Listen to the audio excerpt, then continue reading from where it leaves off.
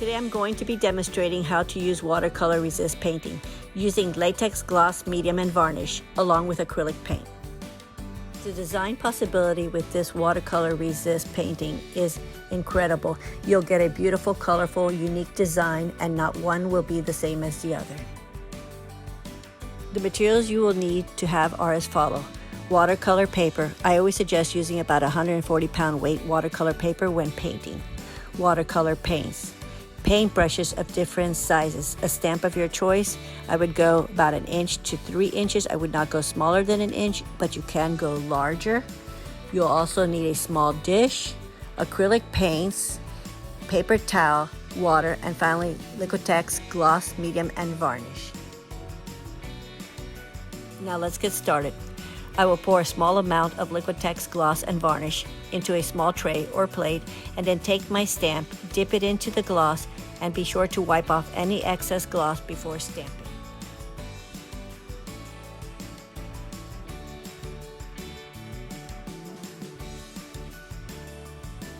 I will usually stamp it a few times and dip it back into the tray and repeat the steps again.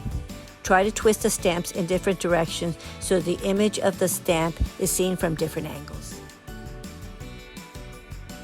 I will be filling the entire page with the stamp for this demonstration, but you may choose to do a partial section or whatever you like depending on what your painting design will be. If you only choose one area with the stamp, then you can divide your paper and stamp only that area.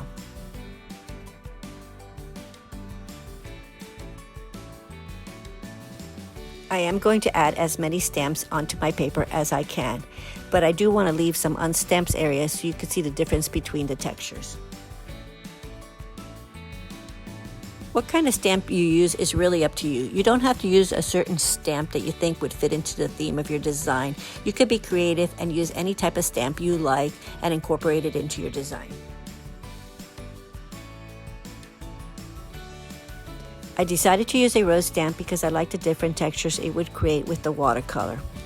Allow some of the stamp to come off your paper when you're stamping. Once you have completed stamping your paper, allow it enough time to dry before you begin the next step. Once the Liquitex Gloss and Varnishes stamps have dried, it is time to begin using watercolor. I like to have my watercolors prepared in a tray before I begin. This will give me easy access to my paint so I do not have to waste my time as I am applying the colors. I will begin by applying the watercolor wet on wet to create a soft flowy look.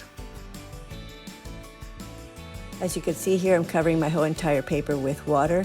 Make sure you cover all your corners. Be careful not to over soak your paper.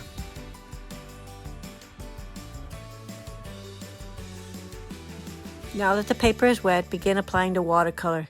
You could apply one color or many colors. Again, this is up to you and the look you're trying to achieve. I will begin by applying my pink. I'm going to use a lot of different colors to create a very colorful background. If you're going to use different colors, try to allow them to blend with one another.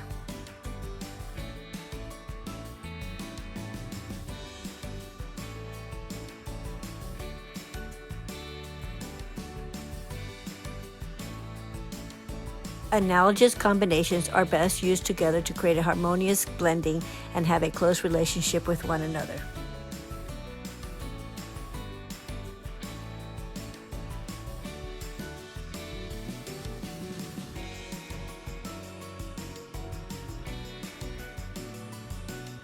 You will start to notice the resist coming through the watercolor.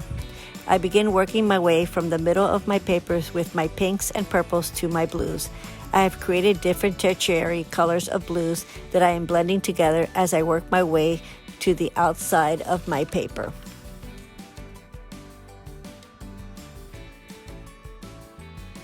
Depending on what you want to paint, you do not need to use the same color combination I use. You may want to use one color or any combination you like. There is no wrong or right way to use the colors. It really depends on what you want to do with your final product. The stamp should be resisting the watercolor and therefore the stamp images should be plainly visible.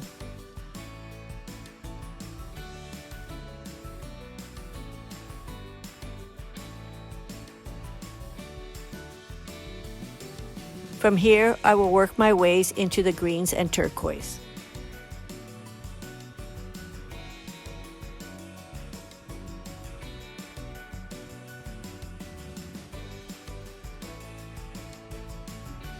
Once that is completed, I will now use the reds, yellows, and oranges to finish my watercolor resist.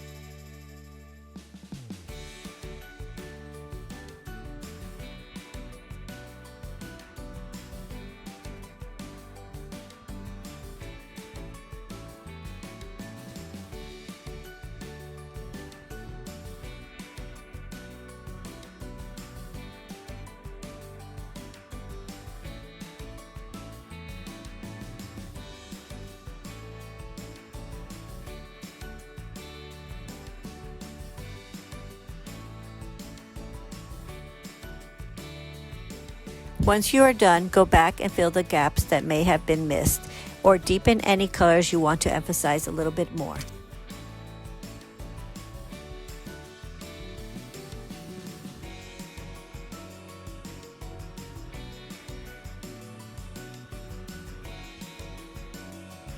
Once you have finished painting with the watercolors, you will need to allow it to dry. If you're not in a rush, you could set it aside and allow it to dry naturally, or you could take a blow dryer and gently blow dry your paper for a quicker result. The next step is drawing your design and painting with acrylics. My paper is completely dry and I drew a butterfly on the paper. I drew the butterfly with lots of wings because I wanted to paint with as much different acrylic colors as possible for this demonstration. I'll begin painting one of the wings with acrylics, and as I go along, I'll be adding different acrylic colors to the wing so I can get the look I'm trying to achieve. Try to apply acrylics as quickly as possible. You don't want to allow it much time to dry permanently on your paper.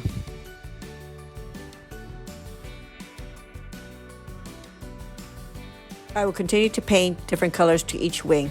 I want to create a very colorful butterfly in this demonstration. The gloss and varnish resist will resist some of the acrylic as well, and this will be part of the design.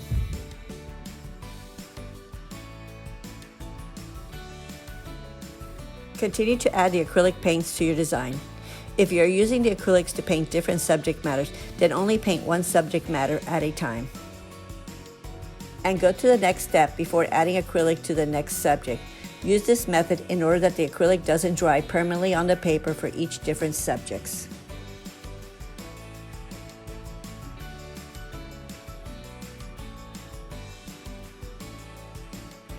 Do not allow the acrylics to dry.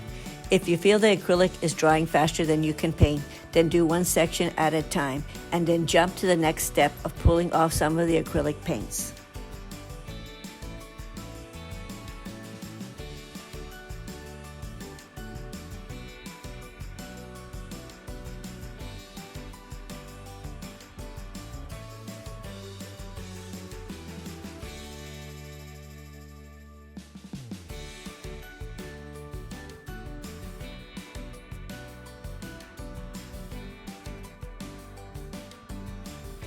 You'll notice I did not add any outline to the body of the butterfly. I did this because I will be gently pulling off the acrylic when I am done.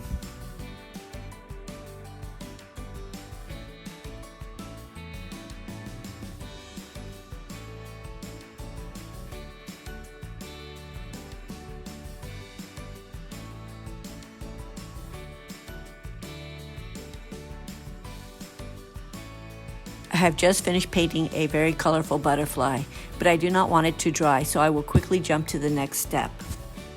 You'll need clean water, a paintbrush, a paper napkin, or a paper towel, either one will do. In this next step, I'll be pulling off the acrylic paint using a wet paintbrush and a paper napkin. Wet your paintbrush in the water and brush off the paints and wipe off the excess paint on the paper towel. Continue to brush the paint off with the paintbrush, but you must be gentle. You don't want to damage your paper. If the paint is fairly wet, this will be fairly easy and quick, but if the paint is semi-dry, it may take a little more patience. The amount of paint you remove is up to you, but I like to remove enough that I could see the stamp image, but not too much that I lose most of the color. As you start removing the paint, you will be better able to see the images of the stamp. Our goal is to remove enough paint to expose the stamp image.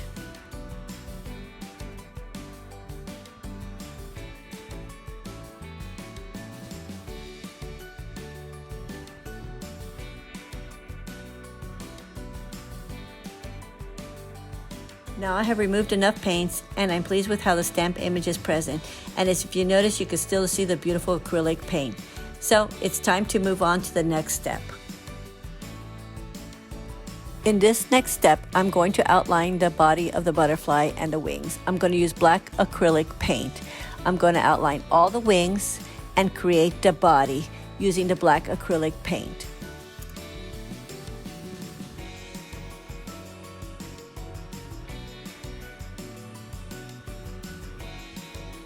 This is the step that really makes the painting stand out. The more outlines you do, the more details you are creating. I follow the outline of the stamp and anywhere the gloss varnish is clearly visible. It is best to use a thin paintbrush to do the outlining. Try to outline the inside and the outside of the stamp image.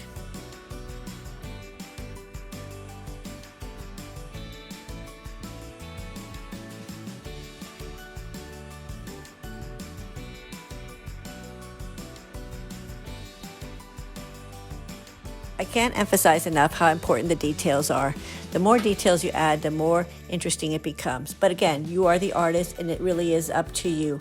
I encourage to add more details, to go inside, to look for little shapes and outline them.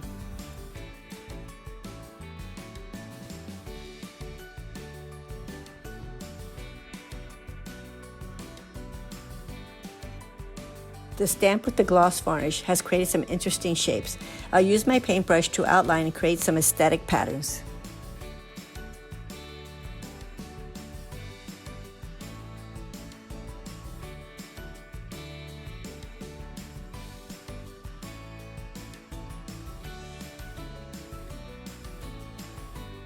I have used this art technique in paintings Días de los Muertos, landscapes, animals, underwater scenes.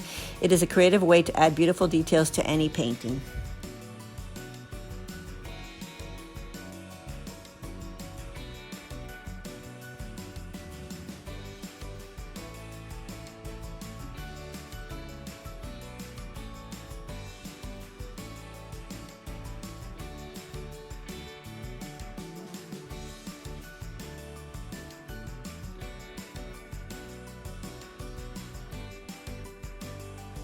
When you have finally finished outlining the stamp images, then it's time to add the final touches to your painting. On my painting, I will be adding the antennas and some highlight to the body of the butterfly.